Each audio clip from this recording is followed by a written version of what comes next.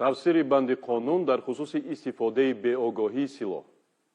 Қонуни ҷумҳурии Тоҷикистон дар бораи силоҳ муносибатҳои ҷамъиятиро вобаста ба гардиши силоҳи хизматӣ, ҷангӣ, ғайринизомӣ, ҳамчунин лавозимоти ҷангӣ дар ҳудуди ҷумҳурии Тоҷикистон ба танзим дароварда, ба ҳимояи ҳаёт ва саломатии шаҳрвандон, моликият, таъмини амнияти ҷамъиятӣ ва ҳифзи муҳити зист равона карда шудааст. ба мақомоти ҳифзи ҳуқуқ ва сохторҳои қудратӣ дар асоси моддаи 28 қонуни мазкур ва қонуну санадҳои меъёрию ҳуқуқии соҳавӣ иҷозат дода шудааст ки дар ҳолатҳои содир шудани ҳуҷум, муқовимати мусаллаҳона, ҳуҷуми гурӯҳӣ ё мусаллаҳона ки ба ҳаёти одамон таҳдид мекунанд, аз силоҳи оташфишон беогоҳӣ истифода баранд.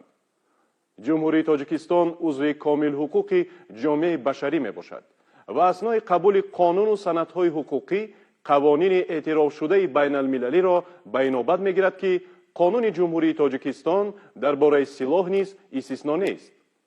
дар ҳолатҳои зарурӣ истифодаи силоҳ тибқи қонун аз ҷониби мақомоти ҳифзи ҳуқуқ ва сохторҳои қудратӣ ҳатман сурат хоҳад гирифт. зеро нигаҳдории тартиботи ҷамъиятӣ, таъмини волояти қонун вазифаи асосии онҳост.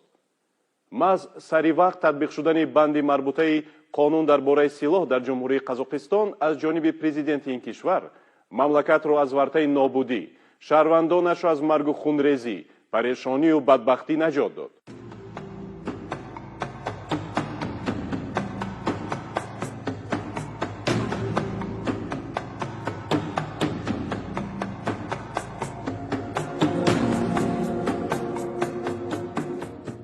Правоохранительным органам и армии мною дан приказ открывать огонь на поражение без предупреждения. За рубежом высказываются призывы к сторонам провести переговоры для мирного решения проблем. Какая глупость! Какие могут быть переговоры с преступниками, с убийцами? Нам пришлось иметь дело с вооруженными и подготовленными бандитами. Именно с бандитами и террористами.